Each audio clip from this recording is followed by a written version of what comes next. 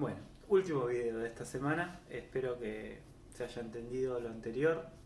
En la práctica se reduce a algo muy sencillo, que es una regla de 3 simple para poder usar los ángulos medidos en radianes en lugar de usar los ángulos medidos en grados, minutos y segundos. Me parece importante, igual, como toda matemática, entender el sentido de ese valor y entender de dónde viene. ¿Sí? Me hice una ayudita recién para repasar algunas cuestiones de trigonometría, de lo que saben ustedes de segundo año y del uso que hacen en física, y para ver qué limitaciones tiene este tipo de modelos. Según lo que estudiaron en segundo año, ustedes, cada vez que tenían un triángulo rectángulo, quedaban definidas ciertas propiedades que tenían que ver con las razones de los lados. Como ustedes saben, para un mismo valor de alfa y un ángulo recto, supongamos con un ángulo de alfa, por ejemplo, de 60 grados y un ángulo recto, cualquier triángulo rectángulo que yo dibuje que tenga un ángulo de 60 grados y un ángulo recto, el tercer ángulo va a medir siempre 30 grados, porque tienen que sumar 180 grados. Y no importa el tamaño que tenga el triángulo, todos esos triángulos, por criterio ángulo-ángulo, van a ser triángulos semejantes entre ellos. Entonces, todos los triángulos rectángulos con un ángulo de 60 grados son semejantes entre ellos.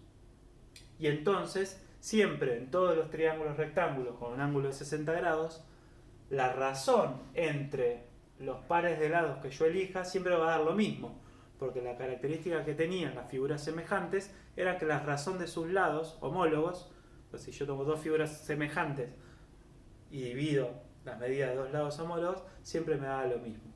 Se llama razón. En este caso, a esta razón la llamamos seno. ¿Qué era el seno? El seno era el nombre que le poníamos a la razón, a la división entre la medida del lado opuesto. Seno, no sé si se acuerdan la regla mnemotécnica SO-CATOA. Seno era la medida del cateto opuesto dividido la medida de la hipotenusa. ¿Sí? Entonces el resultado del seno del ángulo alfa era la medida del cateto AB, que es el opuesto al ángulo alfa, dividido la medida de la hipotenusa. Bien, como decía antes, si esto es un valor fijo conocido, por ejemplo 60, el resultado de esa división va a dar siempre lo mismo, no importa el tamaño del triángulo que esté tomando. Entonces es una información muy valiosa saber cuánto me da la cuenta entre la división entre esto y esto. Si yo ya conozco cuánto me da esto dividido esto, y sé que esto mide 5, bueno, la medida de la hipotenusa la voy a poder calcular. Entonces es muy útil. La cuestión es que si uno define como seno de un ángulo al resultado de este cociente, la medida de ese ángulo me va a quedar bastante limitada. En un triángulo con un ángulo recto, los otros dos ángulos necesariamente, por la condición de que los ángulos interiores de un triángulo suman siempre 180, necesariamente estos dos ángulos van a tener que ser menores que 90 grados. Entonces, la medida del ángulo alfa, si la digo en grados, minutos y segundos, es más grande que 0, porque si no, no tendría triángulo, y más chica que 90, porque si no, tampoco se me cerraría el triángulo. ¿No? Si yo tengo dos ángulos de 90 grados, este lado no puede tocar nunca con este lado, me quedarían paralelos. A propósito, hay un problema muy interesante que me gustaría contarles, que quizás a cuarto octava ya se lo conté, cuarto 11 seguro que no, que se llama el problema del oso, que tiene que ver con esta idea de un triángulo con dos ángulos de 90 grados. Bueno, decía, la medida de alfa, cuando está dentro del triángulo, si lo pienso en grados, minutos y segundos, está entre 0 y 90. Bueno, si lo pienso en radianes, sería entre 0 radianes y pi sobre 2 radianes, en esta nueva forma de medir los ángulos que vimos en el video anterior.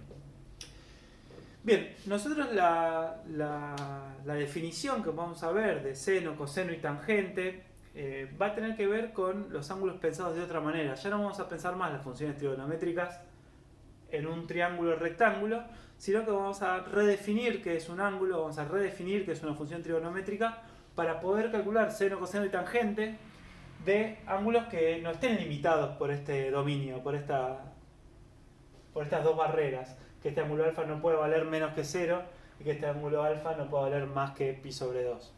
Así que no es que nos vamos a olvidar del SOHCAHTOA y de los triángulos rectángulos.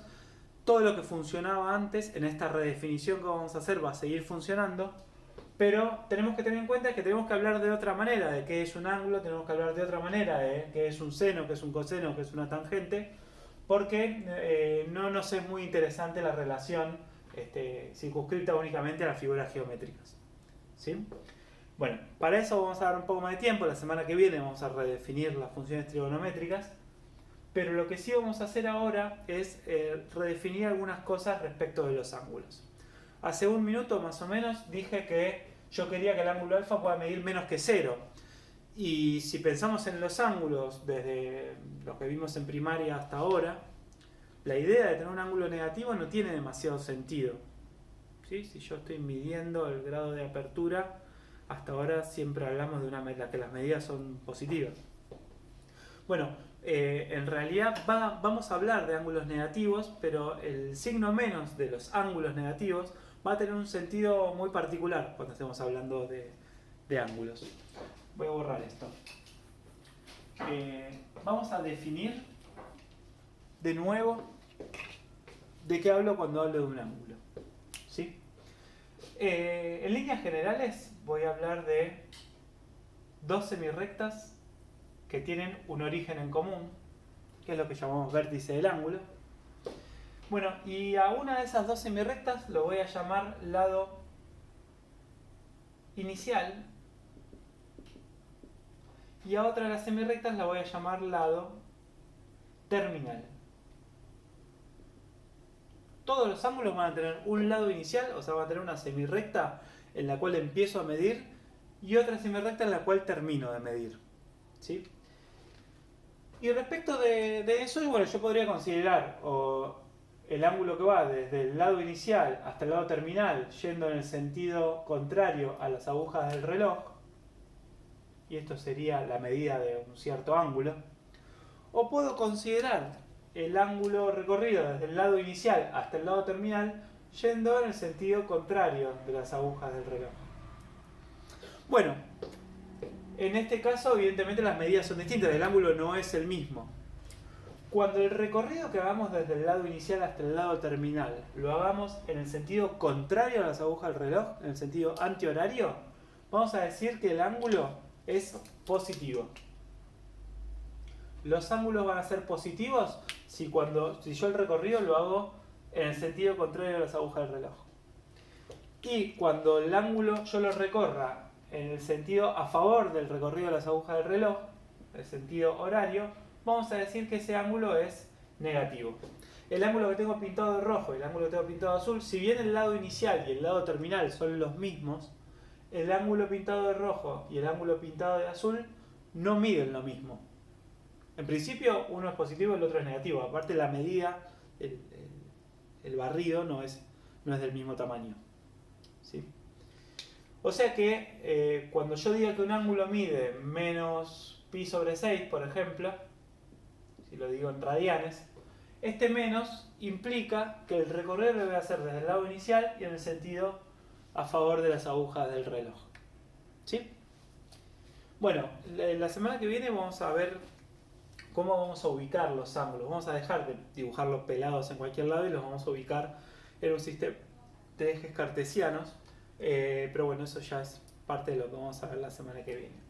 Lo que quería decir es que bueno, un ángulo de menos pi sobre 6 sería equivalente, si lo digo en grados, minutos y segundos, a un ángulo de menos 30 grados. Si se lo imaginan, un ángulo de menos 30 grados sería un ángulo que tenga un lado inicial, supongamos así, y un lado terminal, supongamos así, y el recorrido del ángulo es en este sentido. Esto sería un ángulo de menos 30 grados o de menos pi sobre 6 si lo decimos el sistema radial. Ahora, con esta nueva definición yo podría tener, por ejemplo, un ángulo de 400 grados. Positivo. Bueno, y parece que es un poco contradictorio. Nosotros sabemos que un giro completo es de 360 grados.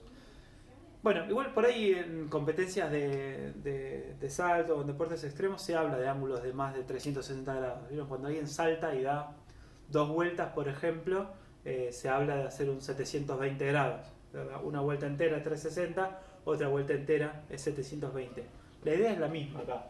Decir 400 grados es hablar de un ángulo de 360, es decir, un giro completo más 40 grados más.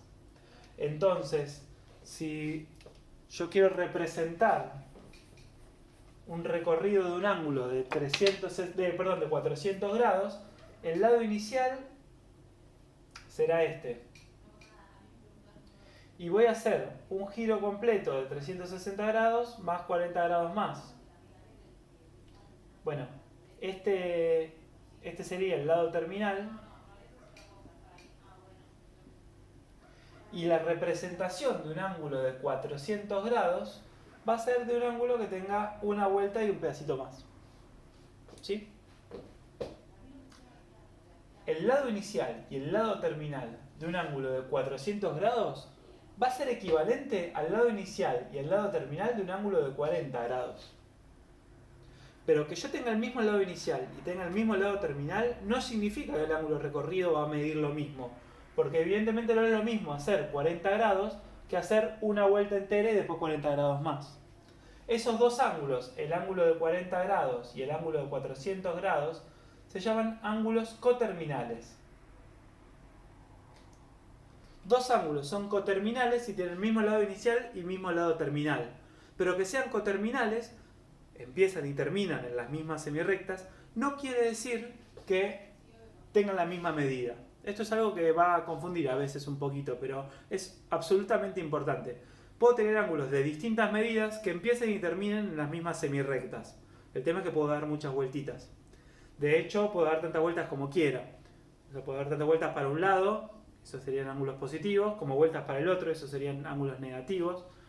Y el tamaño del ángulo ahora va a poder ser cualquier número real. Cualquier número real ahora va a estar asociado a un ángulo siempre, medido en radianes. Bien, esto es todo lo que quería decirles. Importante la cuestión de los signos. Ahora tengo ángulos positivos y ángulos negativos, dependiendo de para qué lado vaya. Y la cuestión de la coterminalidad, es decir, tengo un lado inicial y tengo un lado final que no me determina la medida del ángulo. Puedo tener ángulos de distintas medidas que empiecen y terminen en el mismo lugar. Ahora sí terminamos. Les dejo un apunte sobre esto que va a tener ejercitación también. Hasta luego.